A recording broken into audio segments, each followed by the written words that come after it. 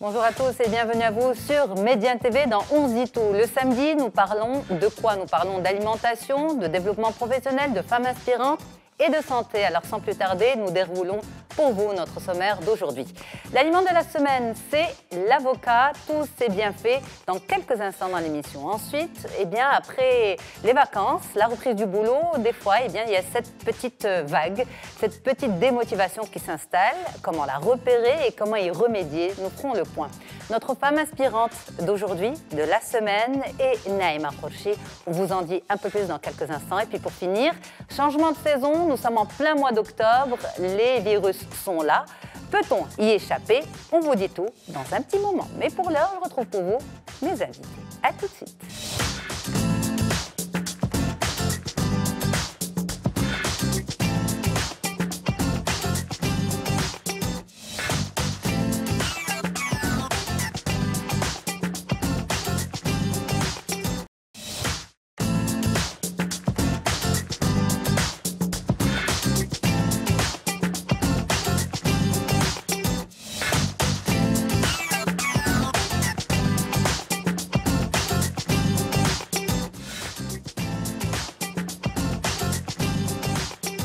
Et voilà, on est bien installé pour vous recevoir sur le plateau d'On se dit tout. Je suis entourée de belles femmes, de femmes inspirantes, toutes plus les unes que les autres, mais il y en a toujours une.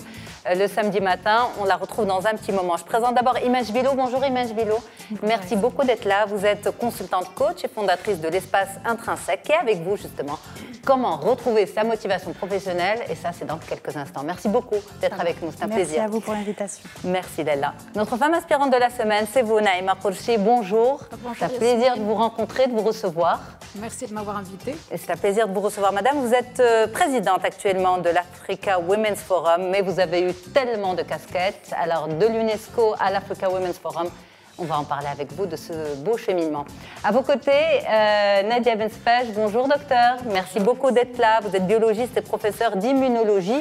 Avec vous, vous allez, j'espère, nous dire comment on peut booster notre immunité. Nous sommes en plein mois d'octobre. Les changements de saison sont là et souvent, ça s'accompagne de l'eau de virus. Est-ce qu'on pourra y échapper? Oui, non. On voit ça avec vous dans un petit moment. En tout cas, merci beaucoup, mesdames, d'être là pour les téléspectateurs d'On se dit tout. On commence par quoi le samedi matin? On commence par l'aliment. Voilà, merci beaucoup, Imen. Alors, l'aliment de la semaine. Vous aimez cette rubrique? Oui, parce que ça nous donne toujours des conseils précieux pour une bonne alimentation. C'est vrai.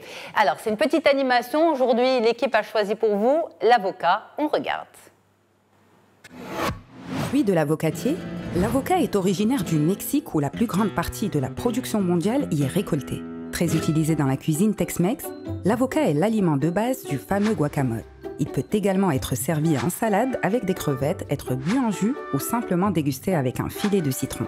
Tantôt fruit, tantôt légumes, l'avocat est unanimement considéré comme un fruit au sens botanique. Il existe 3 principales variétés d'avocat qui se différencient par leur peau fine ou granuleuse, leur couleur plus sombre ou plus claire et leur aspect brillant ou mat. L'avocat est considéré comme un des aliments les plus nourrissants, puisqu'il peut avoir un apport énergétique très important pour l'organisme. En effet, sa teneur moyenne est de 160 kcal pour 100 g. Un avocat pesant en moyenne 200 g représente ainsi un apport énergétique d'environ 320 kcal. Ceci s'explique par sa riche teneur en lipides et principalement de bons lipides, des acides gras monoinsaturés et polyinsaturés. Il contient également de grandes quantités de fibres et constitue une excellente source de minéraux et de vitamines. Ainsi, l'avocat affiche un taux important de vitamine B9 puisque 100 g apporte plus de 30% des valeurs nutritionnelles de référence. De même, il regorge de potassium et de cuivre et chaque 100 g offre plus de 15% des valeurs nutritionnelles de référence. Une consommation régulière permet entre autres d'abaisser le taux de mauvais cholestérol, de réguler la tension artérielle et de faciliter la digestion. Considéré comme un aliment gras, l'avocat s'avère être contre toute attente un allié idéal pour une nutrition saine et équilibrée. Alors, un petit avocat sur un tapis de course, vous l'auriez imaginé, Nadia, ça vous fait quoi de le voir comme ça? L'avocat sur le tapis de course, on aurait tendance à penser que l'avocat c'est gras, c'est lourd, mais finalement on se rend compte que c'est un excellent aliment. Oui, c'est mignon de le voir comme ça. C'est mignon de le voir comme ça, et ouais, c'est très explicite. Vous êtes avocat ? Ah oui, je les consomme à toutes les sauces. C'est vrai? En jus, en salade, même en masque. Enfin, c'est un coupe-fin. Oui, même en masque. Oui, en masque aussi, c'est bon pour les la cheveux. peau. Exactement, et masque. Et puis des fois même un avocat quand je voyage comme coupe-fin, c'est bien parce que c'est nutritionnel. Donc, tout à fait. Mais l'idée du masque, c'est oui, vrai, c'est bien aussi pour la peau. Très bien. Imen? Je suis plus guacamole, donc très gourmande, donc dans les sandwichs, ça me plaît bien.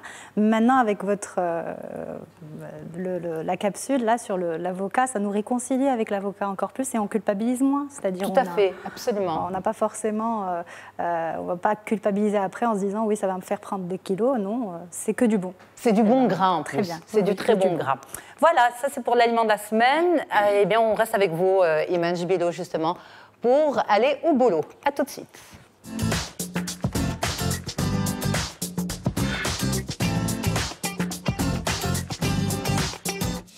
Imen Jibilo, vous êtes consultante coach et fondatrice de l'espace Intrinsèque. Et avec vous aujourd'hui, cette baisse de régime, ou plutôt cette démotivation qui peut arriver. On oublie, il nous arrive justement parfois d'oublier pourquoi on a choisi tel ou tel job, pourquoi on a choisi telle ou telle carrière, parce qu'on se retrouve dans un espèce de creux de vague. Alors, cette démotivation, est-ce qu'elle est grave? Est-ce qu'elle est normale? Est-ce qu'on peut y remédier? On va en parler avec vous, mais juste après, un petit tour d'horizon de ce micro-trottoir réalisé par nos équipes. Ce qui me motive au niveau professionnel, c'est surtout l'amour du métier et l'épanouissement au travail. C'est ce qui me motive encore le plus. Chaque matin, je suis motivé à la recherche du bonheur. Et bien entendu, pour nourrir ma famille, contribuer aussi à l'essor de la société. Voilà, donc c'est ce qui me motive chaque matin. Alors ce qui me motive de partir travailler chaque matin, c'est que j'aimerais avoir un jour un truc là où je serai le boss de moi-même. Et c'est la raison pour laquelle j'essaie d'acquérir le maximum d'expérience possible et bien sûr des fonds propres pour pouvoir faire mon truc à moi. Je dirais que c'est l'amour du travail et le fait d'avoir un sentiment qui est lié à un sentiment d'appartenance, un sentiment d'efficacité personnelle. Première des choses, c'est aimer ce qu'on fait. Quand on est obligé de travailler, bon, je prends le cas du travail, quand on est obligé de travailler, on n'est pas motivé, c'est normal. Alors, ce qui est incroyable quand même, c'est que l'aspect matériel n'est pas du tout revenu dans ce micro-trottoir. On parle surtout d'émotions, de sentiments, d'amour, de travail. C'est ça, on va dire, véritablement la vraie motivation pour toutes ces personnes rencontrées. Alors c'est étonnant, justement. Moi, en regardant le reportage, j'attendais que quelqu'un parle du salaire ou de primes, de récompenses au travail financière. Maintenant, ça n'a pas été évoqué, mais il faut dire qu'au niveau des différentes études qui ont été faites de par le monde, en Europe, aux États-Unis même, la première source de motivation qui va apparaître est toujours le salaire. Maintenant, pourquoi je suis d'accord avec ces gens-là, quelque part? Parce que la motivation liée au salaire est éphémère. On va dire que c'est une motivation qui ne dure pas dans le temps.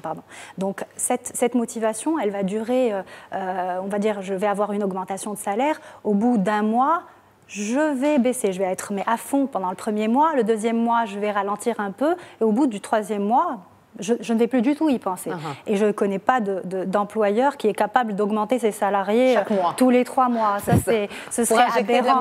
Voilà, pour injecter de la motivation. Donc, on va dire que ce n'est pas une source de motivation sur laquelle on va vraiment compter ou dans laquelle on va investir, parce que ce ne serait pas du long terme, ce ne serait pas vraiment quelque chose de rentable vraiment dans la durée. Alors, est-ce qu'on vient souvent vous voir en vous posant cette question? Qu'est-ce qui m'arrive? Je sens que je suis complètement démotivée. J'avais choisi cette carrière, je me voyais faire ma vie professionnelle dans ce cabinet, dans ce bureau, enfin dans ce business-là. Et puis, ça ne m'anime plus. Alors, oui, c'est un motif de consultation assez fréquent. Il est fréquent, pas uniquement dans le volet professionnel, parce que là, on parle plutôt du boulot. C'est ça. Mais je vais vous dire que au quotidien, sans exagération, nous allons avoir des personnes qui vont venir consulter ou qui vont venir demander un accompagnement pour retrouver une motivation. Et ça va être au boulot, comme tu l'as si bien dit, mais aussi au niveau de relationnel. Ça peut être une relation à l'autre, et une relation à l'autre au travail comme chez soi, c'est-à-dire d'un plan personnel. Donc c'est normal?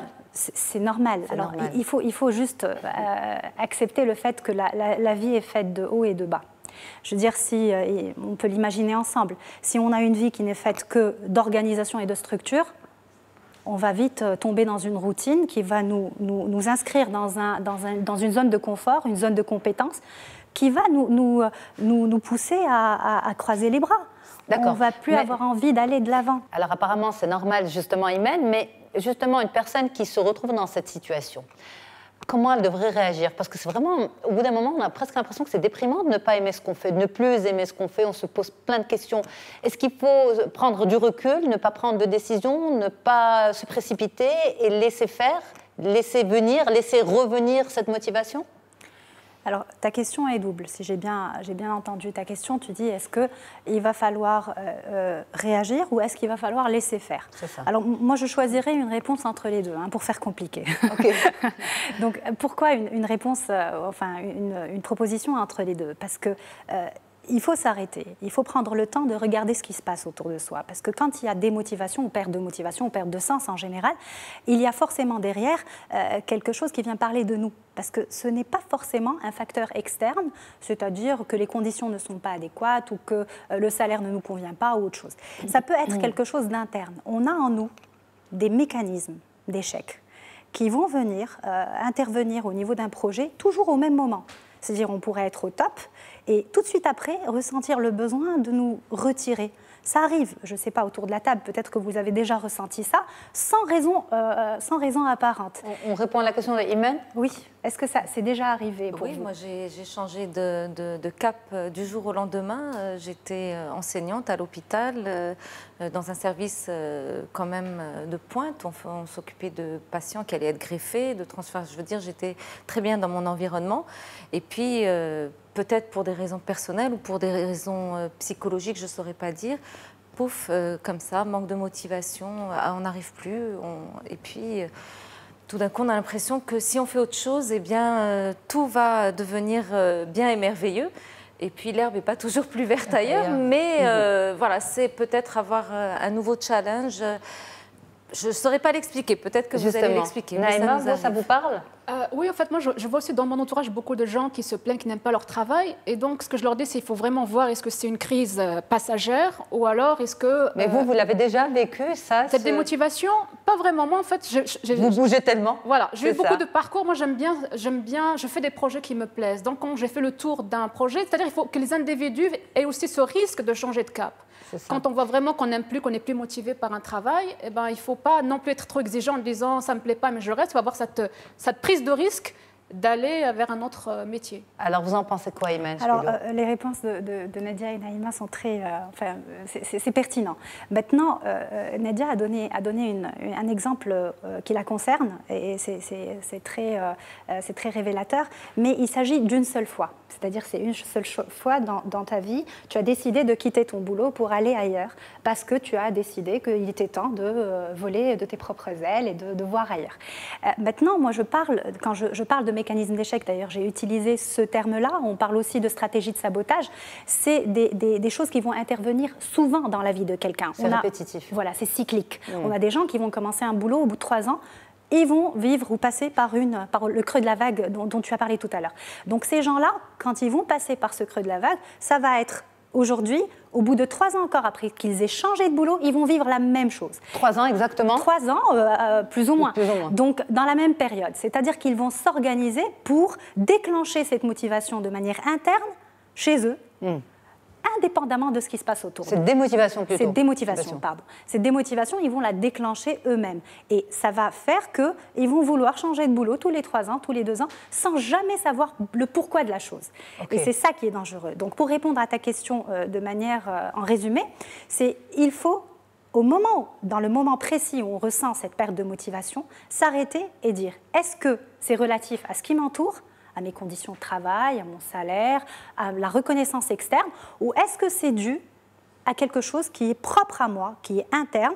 Et à ce moment-là, est-ce que ce n'est pas un scénario de vie que je suis en train de reproduire en continu? C'est récurrent, ça? C'est fréquent? Ça arrive. C'est vrai? Vous le rencontrez souvent? Oui, souvent en consultation, nous allons tomber sur des... Alors ça nous renvoie vers les croyances limitantes des personnes et à leur éducation aussi. C'est-à-dire, je vais arriver pour demander un accompagnement, je vais dire, voilà, je vais me plaindre, comme tu as si bien dit, Naïma, de l'environnement externe qui m'entoure, et je vais dire, oui, ça ne va plus, ils ne sont pas compétents, j'ai un supérieur hiérarchique qui n'est pas du tout légitime. Donc, c'est les phrases qu'on entend souvent. Mais quand on va creuser, on va se rendre compte que cette personne est en train de nous parler de sa vie, de ses peurs, de son estime d'elle-même. Donc, c'est ça qui se joue. Rien dans son environnement ne rentre en ligne de compte. Mais c'est vrai qu'il faut absolument être accompagné pour ne pas répéter, pour pouvoir analyser, pour pouvoir comprendre. Parce que ce discours-là, j'ai un supérieur qui n'est pas légitime, je ne suis pas motivée, c'est déstructuré, tout ça, on peut l'entendre régulièrement dans la bouche des salariés, des collaborateurs, et pourtant, et si derrière se cachait de l'auto-sabotage? Ça, c'est mystérieux presque. C'est mystérieux. Tu as dit il faut que la personne soit accompagnée, idéalement, oui. Mais maintenant, juste, on va en parler peut-être plus tard, mais juste avoir cette conscience permanente. C'est-à-dire chercher toujours le pourquoi de la chose. Si on a juste ce réflexe et garder en tête aussi l'enjeu qui se joue derrière, on a de fortes chances pour aller de l'avant et pour dépasser ce creux de la vague. Alors justement, nous avons 2 questions de téléspectateurs. Nous avons une première question de téléspectateurs postée sur notre page Facebook Média TV. La première qui dit « La reconversion professionnelle peut-elle être une source de motivation ?»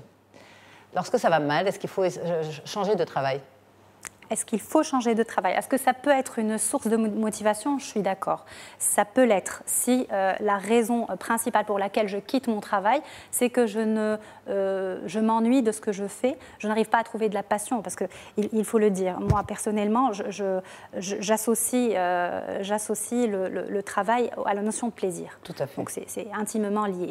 Donc, si j'arrive réellement si j'arrive plus plutôt à trouver du plaisir dans ce que je fais et que je m'active pour trouver du plaisir dans ce que je fais. C'est pas me réveiller un matin et me dire non, c'est plus du tout plaisant, je vais changer de boulot. Non, ça c'est pas réfléchi. Vous savez, il y a des familles qui vivent des drames.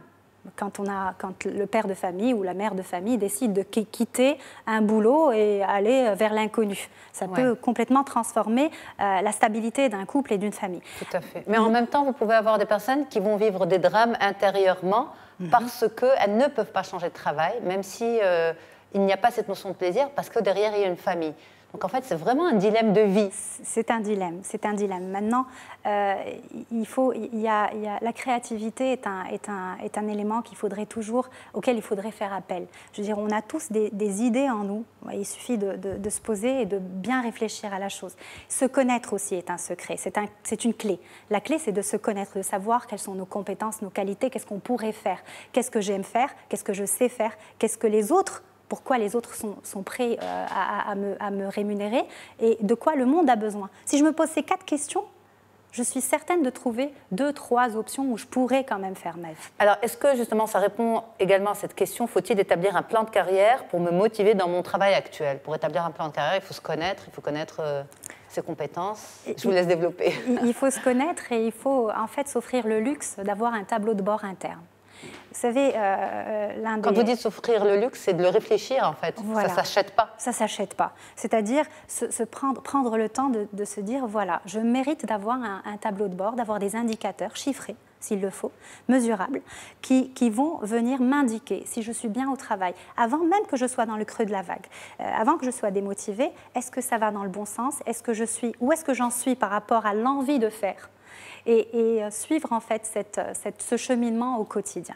Ça, c'est important. Merci beaucoup, Image Bilo, consultante coach et fondatrice de l'Espace Intrinsèque. On continue ensemble, on reste ensemble, vous continuez l'émission avec nous. On retrouve dans un petit moment Naïma Kochi, notre femme inspirante de la semaine, mais juste après une courte pause. Et on espère que vous êtes bien installés pour passer cette petite heure avec nous sur Médien TV. 11 Dito continue, reprend sa deuxième partie. On est avec Iman Jbilo, consultante coach, fondatrice de l'Espace Intrinsèque, Nadia Bensfech, biologiste et professeure d'immunologie.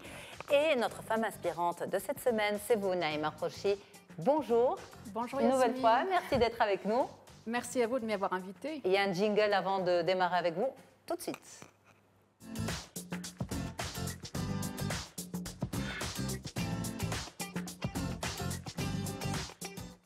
Alors, on l'a intitulé Naïma Khorchi de l'UNESCO à l'Africa Women's Forum. Ça, c'est vous, c'est votre cheminement professionnel, mais c'est aussi en quelque sorte un cheminement de vie. Et en fait, pendant la pause, vous voulez absolument rebondir. On a continué la discussion sur le sujet d'avant, à savoir la démotivation, et vous étiez en train de dire il faut faire la part des choses, ne pas considérer le travail comme un tout. Exactement, parce que beaucoup de gens pensent qu'en fait le travail c'est le bonheur, mais en fait non. C'est-à-dire il y a des gens qui font des travaux pénibles dans les usines, donc il faut aussi que l'individu, quand le travail ne lui apporte pas cet épanouissement plénier, qu'il trouve d'autres satisfactions, le sport, l'associatif, c'est-à-dire il faut trouver un équilibre. Mais votre travail, c'est votre vie en quelque sorte. En fait non, moi j'ai deux, j'ai l'Africa Women's Forum qui est vraiment ma grande passion. Et j'ai aussi mon travail, j'ai un cabinet, voilà, j'ai un cabinet qui accompagne les investisseurs sur l'Afrique ou les gens qui veulent aller vers d'autres cultures. C'est-à-dire j'ai essayé d'équilibrer entre mes envies, réaliser mes propres projets et aussi mon travail professionnel. C'est-à-dire que l'individu doit trouver ce qui lui plaît et le réaliser lui-même. Alors, nos équipes sont venues chez vous, dans votre espace professionnel. On regarde ce reportage. Je suis Naïma Khorchi, je suis originaire de la province Tafilez, exactement dans la région d'Arachidia. J'ai fait des études de droit international à la Sorbonne et à Assas. Ce diplôme m'a permis d'intégrer le système des Nations Unies. Donc j'ai commencé au siège à l'UNESCO et ensuite au HCR. Et ce travail onusien, j'en suis ravie parce qu'il m'a permis quelque chose qui est très important que je voulais depuis longtemps, le retour au Maroc. Et j'ai notamment commencé à l'UNESCO à Rabat, mais essentiellement j'étais en poste au bureau du Haut Commissariat pour les réfugiés, HCR, à Laayoune, pendant pratiquement 6 années, avec plusieurs femmes africaines que j'ai rencontrées justement au cours de ma carrière. Et en Afrique, il y a des femmes leaders, des fois dans des domaines même en avance par rapport aux pays dits développés occidentaux. Notamment, on les retrouve dans les questions sécuritaires. Il y a plusieurs femmes qui ont participé à des négociations de paix. Dans la gouvernance, il y a ainsi plusieurs femmes qui sont chefs d'État en Afrique alors qu'il n'y en a pas dans des pays dits toujours développés. Je suis en train de préparer la 5e édition du Africa Women's Forum qui cette année aura lieu à Rabat le 27 novembre, Inch'Allah. Et donc la thématique que nous avons choisie cette année, c'est la coopération Sud-Sud, comment valoriser le rôle des femmes.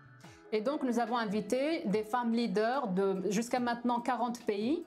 Et nous attendons pratiquement plus de 350 participants. Donc nous espérons que l'édition 2018 sera aussi fructueuse que les précédentes éditions que nous avons fait 3 à Dakhla, une au Ghana et une autre au Bénin. Ce qui m'a toujours motivée, c'était justement de rendre une certaine justice aux femmes africaines que je trouvais, quand j'étais dans des organisations internationales, n'étaient pas suffisamment mis en valeur, alors qu'elles ont du leadership, elles participent très activement au développement du continent africain et aussi sur la scène internationale. Dans les prochaines années, mon rêve, c'est justement que ce mouvement que nous avons lancé à Dakhla, le Africa Women's Forum, puisse être le début d'un mouvement panafricain de femmes et d'hommes, et que surtout les femmes africaines puissent être plus présentes dans les prises de décision, d'abord au niveau de chaque État, mais aussi au niveau de l'Union africaine, au niveau international, qu'on entende la voix de plus en plus de femmes, et surtout que les femmes africaines parlent en leur nom, qu'on les laisse parler en leur nom, et non pas que ce soit toujours les autres qui parlent en leur nom. Naïma Khorchi de l'UNESCO à l'Africa Women's Forum. Mais nous, on va d'abord, pour commencer, rester dans la phase de l'UNESCO. Vous étiez jeune étudiante à ce moment-là, enfin jeune diplômée. Et comment la Marocaine que vous êtes, que vous étiez, s'est faite remarquer dans cette structure ? Le système des Nations Unies est un peu particulier, un peu difficile d'accès parce qu'il y a une compétition internationale. Il y a aussi un système de postes attribués à chaque État selon un quota qui dépend aussi des subventions. Donc plus les États payent, plus ils ont de postes. Donc c'est un peu difficile, mais moi j'ai eu la chance, enfin je ne suis pas exceptionnelle, mais j'ai eu la chance d'avoir accès, puis il y a des milliers de fonctionnaires. Moi j'ai eu accès grâce à mon parcours scolaire, et d'abord, avant même le parcours scolaire, grâce à l'éducation. Et ça c'est important. Beaucoup maintenant de parents pensent que c'est l'école qui permet la réussite. Moi je dis c'est d'abord l'éducation à la maison. Moi j'ai eu de la chance d'avoir été élevée dans une famille où l'instruction, l'acquisition du savoir était primordiale. notamment quand parce que moi je suis partie jeune en France, et donc mes parents m'ont dit pour la réussite, passe par le savoir. Ici, personne ne connaît, c'est pas comme au Maroc, on a toujours quelqu'un qui pourra nous aider. Mais c'est-à-dire, quand vous êtes à l'étranger, je veux dire, c'est pas dans le sens négatif évidemment au Maroc, mais c'est-à-dire quand vous êtes à l'étranger, vous êtes qu'un étranger. Donc la meilleure façon d'avoir accès... Vous voulez dire ici on est plus entouré? Non, c'est-à-dire qu'ici au Maroc, on est chez nous, donc il y a toujours plus de facilité. Mais quand vous êtes à l'étranger, vous êtes qu'un étranger. Donc pour moi, la meilleure façon de réussir, passer par une scolarité d'excellence. Et toute la fratrie a réussi comme ça, justement. Alors à la maison, mon père était exigeant, c'est bac plus 5 minimum au doctorat. Sinon, c'était pas possible sans un parcours universitaire. Donc on m'a appris dans l'éducation le sens de l'exigence. C'est-à-dire, mon père nous a appris que l'exigence, c'est-à-dire qu'il fallait non seulement bien travailler, mais aussi avoir dans les meilleures universités. Par exemple, quand nous sommes arrivés dans un petit village en France, il y avait des écoles près de la maison, mais mon père nous a inscrits dans une école plus loin parce qu'il disait qu'elle était meilleure.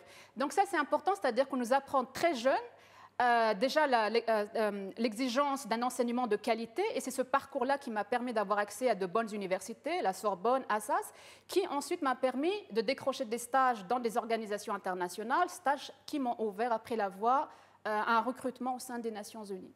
Lors d'une précédente interview avec vous, et notamment sur les ondes de Média Radio, vous m'avez dit il faut passer ce message qu'on peut réussir seul grâce à une bonne éducation. Il faut insister là-dessus. Exactement. Quand j'entends sur les réseaux sociaux ou certains jeunes démotivés en disant si on ne connaît pas telle personne, on ne pourra pas avoir accès à des sphères internationales, je dis non, moi je suis vraiment la preuve de la réussite par la méritocratie, c'est-à-dire j'ai été recrutée aux Nations Unies par mon chef de stage qui a vu que j'avais le profil pour travailler dans le système.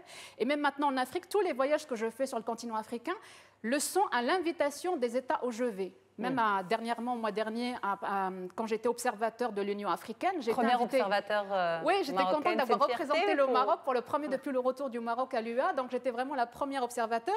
Et d'ailleurs, quand j'ai ouvert ma boîte mail et j'ai vu l'invitation de l'Union africaine de la Commission, vous êtes invité, j'ai dit ah ça c'est pas possible. Après, quand j'ai regardé, non, la personne vraiment existe.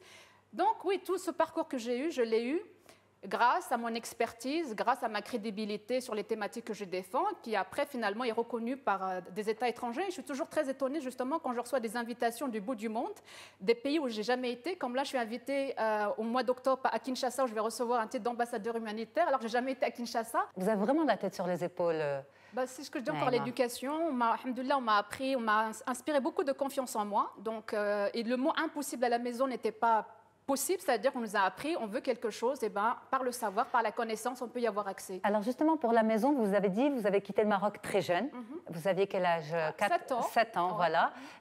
C'était comment à la maison? C'était à la marocaine, c'était à la française? C'était un peu les deux. Bon, majoritairement la marocaine, parce que mes parents voulaient qu'on reste connectés aux traditions, à la culture marocaine, mais en même temps, c'était pas dans un communautarisme, parce que quand on vit dans un pays étranger, il faut aussi vivre avec les coutumes, la culture de pays étrangers. Donc, par exemple, à titre d'exemple, quand on était enfants, quand on est arrivé en France, on avait des cadeaux à Noël, pas parce qu'on fêtait le Père Noël, mais parce que mes parents ne voulaient pas que le lendemain, les enfants des voisins avaient des cadeaux et nous, non.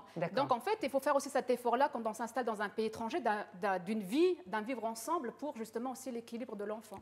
Vos parents sont arrivés avec cette ouverture d'esprit. Oui, moi vraiment, je vous dis, c'est vraiment la chance que j'ai, c'est d'être issue d'une famille où la culture, où la tolérance, comme je suppose beaucoup de familles marocaines, où l'ouverture sur l'autre était primordiale.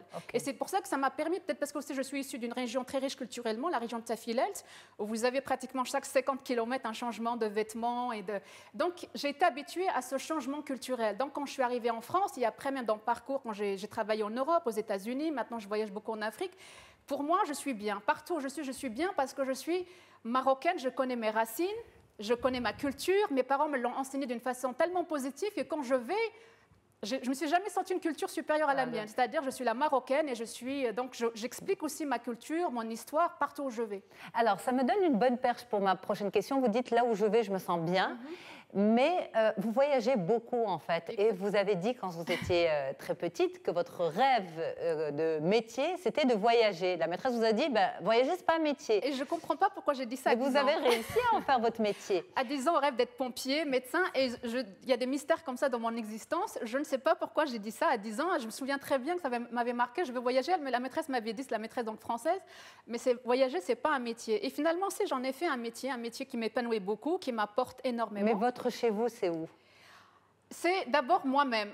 C'est-à-dire, moi, je suis nomade dans ma nature. Donc, je vis entre la France, ma famille est en France, et le Maroc, parce que depuis notamment, j'ai mis en place le Africa Women's Forum. Donc, je suis souvent ici à Rabat. Mais en fait, quand vous êtes bien, je m'intègre partout. Quand j'ai travaillé de longues années à Laayoune. Quand vous dites je rentre chez moi, c'est où chez vous? Chez moi, ça dépend du En fait, c'est partout contexte. où je suis. Où je pose mes valises, je suis chez moi. J'étais en poste à Laayoune, j'avais à peine 22 ans. Juste après mes études, j'étais en poste et je me suis sentie tout de suite très bien à Laayoune. Après, j'ai été dans d'autres pays africains, j'ai fait des missions. Parce que quand vous portez votre maison, un peu comme une tortue avec vous... C'est l'image que j'ai eue, en fait. Exactement, je ne voulais pas le dire, mais... Je ne suis pas lente, je suis plutôt speed et pas du tout tortue.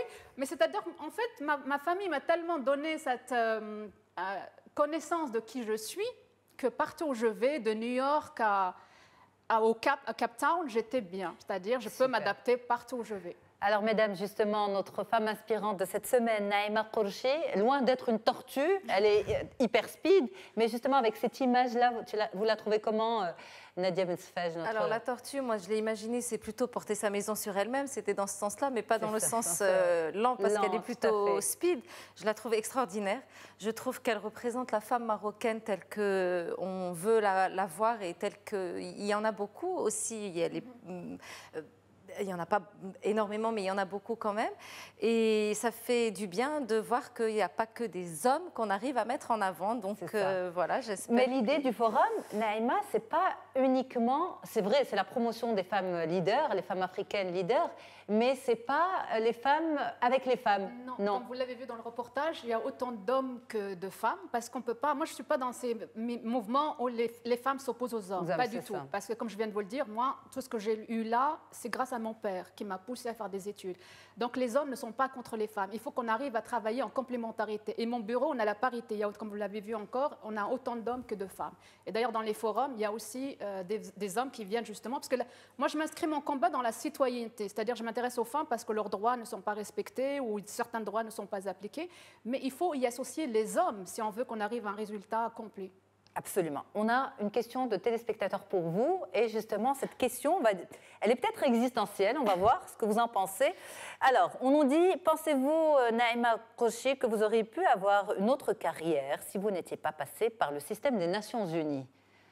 Avant l'ONU, je m'imaginais avocate parce que moi, j'ai toujours été le sens de la justice. Dans ma famille, les Nasseri, on est connus pour être des juristes. Donc peut-être, en tout cas, ça aurait été dans un milieu de justice. Mais j'ai un ami qui est dans l'armée, un officier un marocain, et qui disait que j'avais la rigueur de militaire. Donc peut-être, je ne sais pas, j'aurais peut-être fait une carrière militaire si je n'avais pas été à l'ONU. C'est ça. Ouais. Mais vous auriez pu quand même avoir eu l'ambition de monter un forum panafricain s'il n'y avait pas eu les Nations Unies? C'est sûr que mon parcours aux Nations Unies m'a permis de connaître justement l'Afrique, mais c'était, en tout cas, j'aurais été dans le combat, parce que même étudiante, j'ai toujours été militante, parce que j'ai toujours été un peu, même très très jeune, 7-8 ans, sensibilisée à l'injustice, aux discriminations, notamment vis-à-vis des démunis. Donc, quel que soit le domaine où j'aurais été, la base aurait été la justice. En tout cas, ce qui est sûr, c'est que vous êtes avec nous aujourd'hui sur Médien TV dans On se dit tout. Donc, on arrête de vous embêter avec ce genre de questions. Merci beaucoup, Naïma Kourchi. Merci. Vous êtes notre femme inspirante de la semaine. Et il faut que les femmes aillent dans l'international, parce qu'il y a beaucoup de femmes qui pensent que l'international, c'est difficile. C'est un accès aux hommes, notamment sur l'humanitaire. C'est vrai que j'étais souvent seule dans des conférences, souvent aussi marocaine seule, parce qu'il y a des femmes qui s'autocensurent en pensant que c'est anti-vie de famille ou c'est pénible. C'est vrai qu'il y a beaucoup d'insécurité. Comme là, je reviens du Mali, c'était assez difficile. Mais ce n'est pas impossible. Et moi, vraiment, le message... C'est un choix de vie, quand même. Oui, c'est un choix de vie, mais ce n'est pas impossible. C'est-à-dire, moi, je concilie ma vie de famille, ma vie professionnelle. On n'est pas tous les 365 jours en voyage. Donc, en fait, il y a beaucoup de clichés sur ce métier qui est quand même, c'est vrai, assez particulier. Mais j'encourage aussi les femmes à y aller parce que c'est un métier qui nous apporte énormément de richesse. Moi, les rencontres que j'ai faites, j'aurais jamais pu avoir autant d'échanges et de rencontres humaines vraiment extraordinaires sans ce milieu international. Alors, la 5e édition de l'Africa Women's Forum, c'est pour bientôt? Oui, cette année, ce sera Rabat, Inch'Allah. Absolument. Ouais, fin novembre. Fin novembre. Ouais. Bon courage. Merci beaucoup. C'était un plaisir justement d'échanger avec vous. Imen Jbilou, je ne vous ai pas posé la question. Naïma Kourchi, c'est une femme inspirante, c'est une femme leader, justement. Cette histoire de leadership, elle revient aussi souvent dans la bouche des personnes qui viennent vous consulter. Effectivement, déjà, je voudrais déjà la saluer, c'est un modèle de femme. On aimerait tous, enfin toutes, ressembler tous aussi, hein, pour assurer la parité dont vous parliez tout à l'heure, ressembler à être aussi inspirante. Vous avez bien fait de l'inviter en tant que femme inspirante pour l'émission. Et comme on parlait tout à l'heure de motivation, des fois la motivation peut venir d'une rencontre. Et sincèrement, c'est une injection, ça booste. Parce que la motivation, c'est une énergie qu'on met en action. Et peut-être une rencontre telle que celle que j'ai faite aujourd'hui, pour parler de moi, peut me booster pour attaquer ma semaine prochaine, mon mois peut-être, mon année, et avoir des idées. Donc, exceptionnel. Franchement, bravo. Bravo. Alors, on reste ensemble. Lorsqu'on voyage, lorsqu'on bouge, on a aussi besoin d'immunité. Ça, c'est vraiment, on va dire, une perche qui n'est pas du tout... Vous avez besoin quand même d'immunité. C'est vrai ou c'est pas vrai? Ah oui, surtout dans les pays où on va, c'est essentiel. C'est vrai, c'est vrai. Alors, de toutes les manières, là, on est en plein mois d'octobre. L'automne est là et l'automne arrive avec son lot de virus. C'est normal. Alors, est-ce qu'on peut éviter de tomber malade? Est-ce qu'on peut faire en sorte que les enfants ne tombent pas malades? Eh bien, autant de questions que l'on posera tout de suite au docteur Nadia Bensfaj, biologiste et professeur d'immunologie.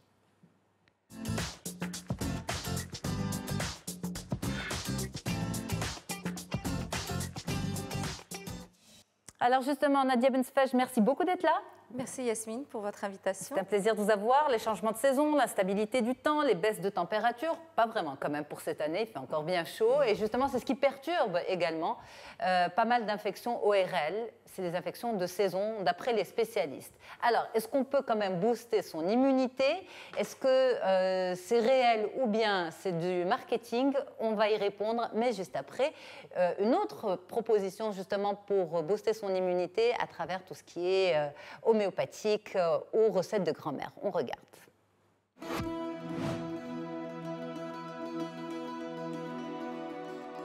Le fait de tomber malade ou d'être plus fragile au changement de saison s'explique par le fait que le corps doit s'adapter aux nouvelles températures. Et pour ça, il sollicite ses organes pour lutter contre ce changement et ça le fragilise. On peut prévenir ces petits bobos naturels. Il faut d'abord passer par une étape cruciale. On doit libérer les organes. Il faut les libérer de leurs toxines pour qu'ils puissent plus recevoir d'autres produits qui vont faire leur travail. Alors pour ça, on a je dirais une cinquantaine de plantes disponibles ici au Maroc qui vont faire en sorte de se sentir plus léger et plus aptes à recevoir les produits qui vont là travailler sur l'immunité. L'immunité, c'est quoi? C'est donner au corps la possibilité de lutter contre des agressions. Elles sont virales, elles peuvent être parasitaires, elles peuvent être bactériologiques, peu importe. Parmi le panel de plantes qu'on a, il y a des plantes qui sont très courantes et déjà connues par le grand public. On peut citer le pissenlit par exemple, c'est un draineur rénal. On a le chardon-marie, c'est chocahmak, c'est une sorte d'artichaut sauvage qui va drainer le foie, l'intérieur du foie et qui va protéger aussi le parenchyme, le tissu hépatique. On peut parler de l'artichaut que tout le monde connaît, le radis noir aussi. On a la reine des prés qui va nettoyer aussi les reins, la peau aussi. Il y a une racine de plante qui est très importante dans la détoxification, c'est la bardane, parce qu'elle agit vraiment profondément dans les tissus. C'est pratiquement un antibiotique. Bah ouais, pour booster mon immunité, je fais du sport, puisque j'ai un abonnement en salle de gym, donc ça me permet d'aller au sport. Les infections qui reviennent le plus touchent surtout le système respiratoire. Ça commence par des picotements de gorge, le nez qui est un peu congestionné, on peut tousser, on a les poumons qui s'encombrent. À ce moment-là, on a une panoplie surtout d'huiles essentielles. Ça agit rapidement et efficacement avec des toutes petites quantités. Alors, bien sûr, tout le monde connaît l'eucalyptus, on utilise le niaouli, on a des plantes comme le thym, comme l'origan qui vont protéger le système respiratoire. Ça s'appelle des casse-grippes. Il y a une plante majeure, elle n'existe pas au Maroc, c'est l'échinacée, c'est une plante amérindienne qui est la plus puissante plante de la protection du système respiratoire. On l'utilise en prévention et en curatif. Pour les rhumes, j'ai qu'une solution, c'est la mer. Me baigner, respirer l'eau de la mer et profiter le plus possible du soleil. Éviter bien sûr les contacts avec d'autres personnes qui sont enrhumées, se laver les mains souvent et profiter de la vie. Alors, vous en pensez quoi, Nadia Bensfeld, justement, les plantes, les huiles, les essentiels, est-ce que ça a un réel effet sur notre système immunitaire? Alors, il y a des études plus ou moins sérieuses sur différents produits. La pharmacienne nous a parlé des échinacées. Effectivement, il y a des études sérieuses qui démontrent que les échinacées ont un effet positif sur le système immunitaire. Après, tout ce qui est détox, tout ce qui est... moi, je suis plutôt dans l'immunologie, donc on va chercher à booster le système immunitaire. Pour ça, il y a des choses qui peuvent effectivement servir, qui sont nécessaires en fait. C'est pas on va les rajouter, mais vous avez les vitamines A, B, C, la vitamine D également, mais qui protège surtout des maladies auto-immunes. On a le zinc, certains d'ailleurs maintenant c'est revenu, on s'est rendu compte de l'importance du zinc. Et ce sont des minéraux, des vitamines, des acides aminés, certains antioxydants, mais ça pas. Mais ça, c'est en supplémentation ou à travers l'alimentation? Alors, s'il y a un déficit, bien sûr que ça va poser des problèmes. Maintenant, on peut les prendre en plus pour être tranquille, pour s'assurer que en cure, en cure avant, en préventif. Mais c'est pas parce que vous allez prendre de la vitamine C pendant que vous avez attrapé une grippe que vous allez guérir plus vite. C'est plutôt en préventif. Okay. Il faut un équilibre alimentaire pour avoir des cellules qui ont tout ce qu'il leur faut pour fonctionner correctement. Je parle des cellules de l'immunité. Alors, par rapport à ces virus de l'automne, de l'hiver qui arrivent aussi, est-ce qu'on est plus fragile pendant cette période ou les virus sont plus virulents? Alors, j'ai à côté de moi Naïma qui voyage beaucoup en Afrique où ils ont un climat qui est tropical, un climat qui est humide toute l'année. Donc eux, ils n'ont pas de saison finalement pour ces virus puisque certains virus, en plus ça dépend des virus, mais certains virus se transmettent, se propagent beaucoup plus facilement dans une atmosphère humide. Donc dans les pays tropicaux, on ne peut pas parler d'hiver ou d'été par rapport à ces virus. Dans les pays tempérés, dont le Maroc fait partie, on a des virus, et surtout les virus respiratoires, qui sont des virus qui ont besoin, qui ont besoin ou qui sont, disons, plus virulents lorsque les températures descendent aux environs de 5 degrés, que l'humidité est plus importante, aux environs de 20% d'humidité, ce qui fait que déjà, le virus lui-même est là. S'associe à ça le fait qu'avec le froid, on a les organes respiratoires, en particulier la muqueuse nasale, qui est un peu fragilisée, l'air va être réchauffé aussi par les vaisseaux sanguins lorsqu'ils pénètrent, et ça crée un environnement fragilisé qui permet au virus d'accéder plus facilement. Mais actuellement, on a l'impression que même lorsqu'il ne fait pas très froid, les gens sont grippés, sont malades, on a plus souvent des rhumes qu'il y a quelques années. Est-ce que c'est un constat Alors déjà, il ne faut pas confondre rhume et allergie. C'est ça. Et l'allergie fait aussi, quand on a un terrain allergique, alors par exemple au printemps, ce qui fait qu'on peut s'enrhumer aussi plus facilement, qu'on peut attraper des virus plus facilement respiratoires, c'est qu'on a une recrudescence de pollen et d'un tas de choses allergisantes qui fait que ce terrain allergique fragilise les muqueuses, mais également il déstabilise le système immunitaire. Donc, quand on a un système immunitaire qui est un peu déstabilisé, forcément, on est plus fragile à des virus. Donc, pourquoi on va constater qu'on attrape plus facilement des maladies respiratoires en hiver. D'autres virus sont beaucoup plus, comme l'herpès, par exemple, l'herpès labial. Eh bien, vous vous rendez compte qu'avec la chaleur, les UV, eh bien, il a tendance, au contraire, à se manifester plus souvent. C'est un peu une maladie du baiser. Alors, je ne sais pas si en été, on a des manifestations affectives un peu plus importantes aussi. Mais il y a ça, il y a la clim, il y a les endroits confinés. Absolument. Alors, justement, Image Bilo, vous pensez, vous, à booster votre immunité au changement de saison? Vous laissez la nature faire les choses. De concret, sérieusement, mais je suis attachée à mon hygiène alimentaire. Je fais de mon mieux pour garder quand même une alimentation équilibrée pour pouvoir effectivement faire face à ce type de risque. Donc uniquement. Uniquement l'alimentation. Naïma, aussi? Voilà, moi en fait, comme je voyage pratiquement une semaine par mois dans un pays, donc j'ai un rythme, en fait, je dois m'adapter au pays où je vais. Donc j'essaie aussi vraiment, mon secret de rester, c'est de faire, je marche, je fais 1 heure à 2 heures de marche par jour et surtout l'alimentation. Tous les jours, 1 heure à 2 heures? J'ai la chance, on a une grande chance au Maroc, c'est qu'on a la mer. Donc vraiment, mon plaisir, moi, après en plus une journée de travail, c'est de marcher sur la côte pendant 1 heure. C'est extraordinaire. Et puis ça vous booste, ça enlève le stress et puis ça permet de... Et justement, l'une des personnes interrogées sur le micro-trottoir disait, moi, mon remède, c'est la mer. Exactement. C'est l'air marin. Et je trouve dommage qu'au Maroc, on n'utilise pas. Quand j'étais, par exemple, au Sahara, très peu de Sahara vont à la mer nager, alors qu'on sait très bien que la thalassothérapie, c'est ce qui coûte les plus cher. En tout cas, quand j'étais en Europe, c'est un luxe. Et ici, on a une thalassothérapie gratuite et il est très peu de gens y vont. Donc moi aussi, vraiment mon plaisir, et c'est que ce que j'apprécie depuis ma vie pratiquement au Maroc, c'est justement déjà d'avoir des fruits et légumes bio, si je peux dire, plus et puis surtout un environnement plus sain. Mais et justement, pour conclure et sans accaparer la parole, c'est-à-dire aussi, on a les grandes villes, c'est la pollution. Moi, je vois par exemple mon grand-père dans notre petit village de Tafilette, il est mort à 100 ans sans avoir jamais été malade. Alors là, maintenant, on a des enfants qui sont asthmatiques à l'âge de 3-4 ans parce qu'il y a l'environnement aussi maintenant. Ça, c'est un autre problème. Voilà, absolument, absolument. Alors, justement, on a des questions de téléspectateurs. Éventuellement, dans ce sens, Naïma, on prend la première. Alors, on a quelqu'un qui nous dit, est-ce que les recettes de grand-mère sont toujours aussi efficaces alors que l'on baigne dans la pollution? Nadia Bensfej, vous en pensez quoi? Justement, ces plantes, est-ce qu'elles sont toujours aussi saines qu'avant? Attention, parce qu'avec les pesticides, effectivement, il faut faire très attention. On a eu des études sur la menthe. Alors après, les effets sur l'immunologie de la menthe, c'est pas ce qu'il y a de plus important. Mais attention, oui, aux pesticides. Il y a des études qui démontrent que certains miels, notamment le miel de thym, sont très efficaces sur les infections. Mais ce serait plus dans les infections bactériennes dans les dernières études. Après, pollution veut dire allergie, asthme, et ça fait le terrain des virus. Donc, je ne sais pas si je dois comparer recette de grand-mère à pollution, mais il y a des choses qui sont efficaces, qui restent efficaces. Absolument. Voilà, ça reste quand même efficace, hein, parfois. Un peu d'huile d'olive, un peu de miel.